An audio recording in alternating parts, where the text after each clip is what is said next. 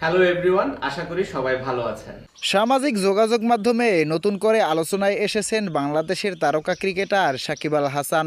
এবার তাকে ঘিরে লাইভে দেওয়া এক বক্তব্য নিয়ে আলোচনা শুরু হয়েছে, যেখানে উঠে এসেছে রাজনৈতিক ব্যক্তিত্ব আন্দালিব রহমান পার্থ এর নাম। লাইভে সাকিব আল হাসান বলেন, বর্তমান সময়ে অনেক বক্তব্য ও মন্তব্য নিয়ে বিভ্রান্তি তৈরি হচ্ছে, যা পরিস্থিতিকে আরও জটিল করে তুলছে।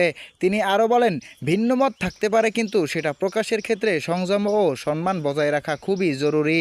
সাকিব ইঙ্গিত দেন, সামাজিক ও রাজনৈতিক বিষয়গুলো নিয়ে কথা বলার সময় দায়িত্বশীল হওয়া প্রয়োজন, কারণ এসব বিষয় সরাসরি মানুষের মধ্যে প্রভাব ফেলে।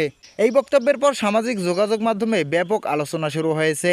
কেউ এটিকে পরিপক্ক মন্তব্য হিসেবে দেখছেন, আবার কেউ বলছেন এ ধরনের বিষয়ে আরও স্পষ্ট অবস্থান নেওয়া উচিত।